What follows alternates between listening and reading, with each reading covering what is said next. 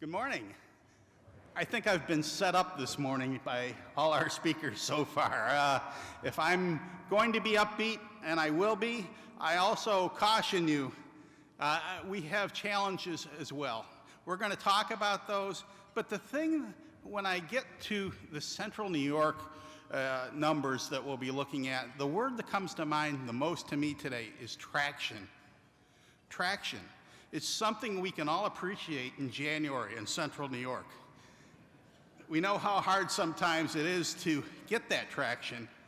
We have to really work sometimes to get it. We really appreciate it when we do, though. We can navigate so much better. We can make decisions. We can have confidence. Today, we're going to see some signs of that traction in the Central New York results. We also continue to have a number of challenges. I don't want to sugarcoat the fact that we have a lot of work ahead of us, but today I think we can also take a lot of pride in the fact that staying the course and not just switching gears and moving in different directions and trying all kinds of new things, but really having a plan, sticking to it, and continuing to go in the same direction as a community has helped us to get better results. We're going to see that in a moment, but what I'd like to start out with today is, as we always do, sort of the big macro picture of what's happening at the U.S. level as we enter 2020, so we can understand what we're up against in terms of those big picture trends. And clearly, as I stand here today in front of you, the world has changed a bit from just 12 months ago when we were seeing 3% type growth numbers. Were coming off a federal tax cut that was propelling us to newer heights in terms of this recovery. Well, 12 months later, as we stand here now, that trend has decelerated. There's no question that we are back in the 2% type numbers, and we're going to have to enter the year with that kind of a tailwind. The fourth quarter numbers that we can sort of intuit based on what available now are looking again around 2%. So again, entering 2020 is going to be on a different glide path than what we were. We're still optimistic, but I think we have to take that into account.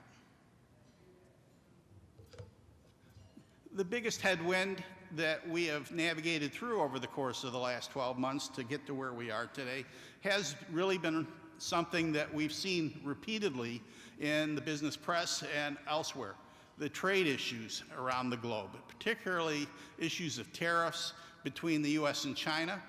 It's fortuitous that we enter the year with an agreement to sort of back off of some of that. We are not going to see some of those tariffs go completely away, so it will be with us for the course of the year. But it's important to understand messing with tariffs, messing with trade has an impact. It is a truism that the global economy really runs on trade.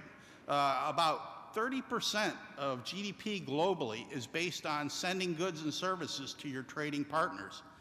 We're not as exposed to that here in the U.S. at around 12%, but some of our trading partners like Europe at over 40% of GDP tied to trade. When we rattle that saber, when we make changes to trade issues, it has an impact. And hopefully we can get past that in the coming year, learn how to navigate in it, but it's something that we are going to have to live with in the near term. The other headwind that we continue to face, and again, a lower number today than what we saw 12 months earlier, a generational low. We have to go back 50 years beyond most of our working and career lives to really have an experience like we're living through now. 1969, the world was quite a different place then than it is today. When I list this as a headwind, I do it in the fact that, as we've heard, one of the biggest challenges for business is finding talent, keeping talent, retaining those qualified and exceptional people that work for us and put things together to get things out the door. That is a challenge everywhere in the country. There are some communities in the country, major metropolitan areas, that are dipping into the 2% range in terms of unemployment numbers. We are still above that here, but by our own standards, you have to go back 2 decades to get numbers, and we'll see that in a few moments as well. So I list this as a headwind entering the year. The case for optimism, though, is strong. The other side of that unemployment number is there's still great employment demand. Our top graph here, the number of help wanted signs, if you will, around the country exceeds the number of unemployed individuals in the country. And we have not experienced that in any part of our history that we have data to go back to. That is a new navigational situation that we will confront as we go through the year. It's good from the standpoint that each one of those job openings, when they are filled, creates a new paycheck that creates consumer spending power. And that, to me, is really the story of 2020, much as it's been throughout the course of the last several years. The consumer with the strong job market is going to continue to spend, as we see in our lower graph here, at around a 2.5% growth rate after inflation. We had a very strong, I think, holiday shopping season, so when December numbers come in, they should support that. But what this basically does is put a floor underneath where we are and where we will be heading into the new year in terms of economic activity. Over 2% in terms of consumer growth, a few offsets to that, but certainly something that we can navigate through. The Federal Reserve is going to be accommodative. It's going to help this process. I think it did not want to go down this road as much earlier in this cycle, 6 months ago, before it started cutting again. But I think they're fully on board now with keeping rates low, committing to that support, helping the economy through the coming year. In fact, we expect one more cut this year that will be sort of an insurance aspect to keep us moving forward. So in terms of interest rates being helpful to the economy, we think this is, again, another good year to utilize that. So wrapping things up in terms of the national economy, we think that this is not the year to use the R word. Yet again, we're going to continue to extend this record-breaking cycle of expansion that we've been going through. Slightly slower pace because of some of the headwinds that I enumerated earlier, but nevertheless something that we're very familiar with navigating with throughout this cycle. We've been in this range before. We know how to move forward. We know how to make good decisions, and we think that, again, this is going to be a year to do that, move forward. So let's get to the meat of today and why we're all pretty much in the room. The support for our region is enormous. We've heard from our speakers so far, the testament to that by all of you in the room today. We're in a bigger room than we've been in, 700 plus folks today, and all those that aren't in the room that support this. What's happening? Now, I've been set up to say that everything is great. Let's go. I can say that, but I also want to be a little bit more forthright in terms of some of the challenges that we still have, as a sense that we have that to work through still. We're making progress, we're making traction around the things we need to do, but we've come from, I think, a place that is continuing to make work for us in terms of the structural issues that we confront. Let's start with some good news, though. Consistency, traction, stringing together 3 years of positive growth is not something to be taken for granted in central New York or anywhere, really, in upstate New York. We were able to do that, we think, in the past year. In fact, we're a little bit, I think, being resolute in this could possibly be an upside surprise when we get our official number for 2019 later this year. The fact that we are not having this choppiness, the 1 foot forward, 1 step back, the hokey pokey, if you will, is a good news story in that it allows us to make better decisions. It allows us to have some confidence in making those decisions rather than the sense that maybe we should be a little more conservative or a little less risk averse. I'm helping, I think, to create that environment is what this organization and all of you in the community do. And this success story, I think, is a good one to start with.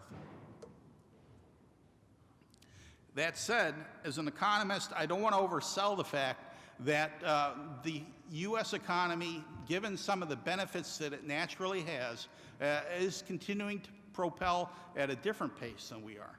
But what I typically say in terms of this kind of a dynamic is, don't play against Tiger Woods' scorecard if you're a golfer, for example, or if you're SU shooting a hoop against some of the NBA stars. Play against your own competition. Play against your own performance standards. In this regard, we are moving the needle. We are performing better and more consistently than we have, and this is where we need to continue to focus, I think. Yes, it's going to be a challenge to narrow a gap with the U.S., but as we see in a couple slides, it can be done. It's not a fait accompli that we will continue to travel on two different paths. I want to use some structural slides here to also leaven the fact that simply having a good news story in 1 year or 2 years is all it takes. It certainly is a big challenge to move an economy the size of the center state region in a direction that we want it to move. And these are the impediments and challenges that we have to overcome. Certainly, we have a legacy in terms of our industrial side of the house here that continues to this day, even though it is lessening with each passing year, still overhangs much of our economy, and we have to move through that. We are doing a better job than some of our upstate peers in that regard. We're bending the needle over the last 2 years, but it's still a fact of life that changing who you are, your economic DNA, if you will, takes a lot of work and centered on the things that we'll be talking about in the next few moments.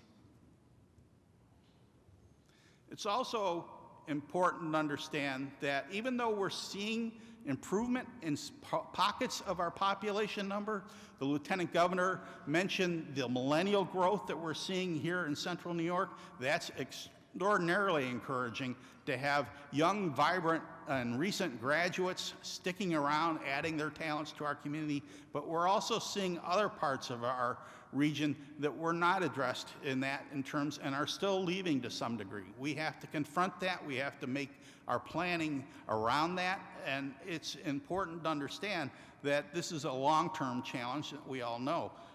We are making progress, but we have much more work to do. Because population, to a large degree, is what determines the pace of economic activity in a service-based world. 2/3 of the economy really is based around services: healthcare, finance, education, you name it. The industries that are the future, to many degrees, are based on serving a need of a resident, that if that resident population is growing, there is more need. If the resident population is growing less need. So we need to continue to focus on population, but it also means we need to focus on trying to find new ways to get this non-manufacturing activity to the forefront. Our unmanned aerial systems, for example, who would have thought of that? Again, to echo that thought, is an area that we would want to do, and multiple of others. These are the things that really require us to stay the course. And as the Lieutenant Governor mentioned, I'm also a big fan as an economist, not up here to be a cheerleader, but as an economist of the regional planning process from the standpoint, any business, any household, any decision is usually better made when you have the facts, when you have consensus, and you try to do a plan and get to a goal than just shooting in all different directions. I hope that and expect this process to continue. It's part of the reason this organization is so important to the Central New York community, because it's a planning-focused organization.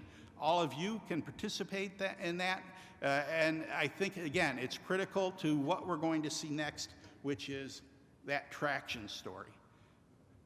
This, to me, is our sun is coming out slide today. So there were the challenges that we talked a bit about, but if you look at the progress we're making in creating new employment opportunities, over 7,000 new jobs embedded in this trend versus less than half of that a year ago.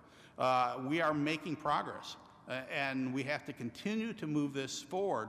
We're going to have our challenges, as we all know. Nothing moves in a straight line in central New York or anywhere in New York, if you will. We always have to keep working at it, and that's why the planning process is so critical. Inside that process, though, we have a labor force issue. The issue around where do we go to get that next new employee? How low can we drive this number and still move forward? We are very much in uncharted waters as well here as we are at the U.S. level. It's going to be a continuing challenge for us in this kind of environment. It's also going to be beneficial from the standpoint this slide suggests that consumer spending will be our friend in the coming year, that labor income is going to be consumer demand, very much so as we go forward. So those of you tipping into that market's full speed ahead. But we have another issue to confront that I'd like to finish with before we move on with our program, and it should be, again, job 1A, job 1B, job 1C of our economic development thinking. And that's my final slide of today, our workforce issues. As much as the millennial growth that we talked about and other aspects of what we're doing are moving in the right direction, we still have an issue around older baby boomers retiring, folks that are migrating for economic reasons that are in their mid-career years, and we need to address how do we get the labor force we need. That is a big issue across New York. It's a big issue across the United States. And in terms of moving forward, I think we really need to focus our energy around that. And in true traction and forward progress fashion, let's finish, and I hope with a round of applause on things we're doing in this regard. Business development really needs to have the support of government. It needs to have the support of the community, and it needs to roll up its own sleeves and really make a difference when it comes to having the talent generation opportunities and retraining opportunities in front of us. This is a great and innovative start. We need about a dozen more, frankly, here and across the rest of our upstate region. We are making progress. I think we get it in terms of decision making and process, but it's going to be something that we continue to need to focus on and take attempts to make new ways of training, new ways of educating, new ways of bringing people into the labor markets to help support our growth. I'm happy that the sun is starting to come out through those doors out there. Maybe we are getting that forecast today.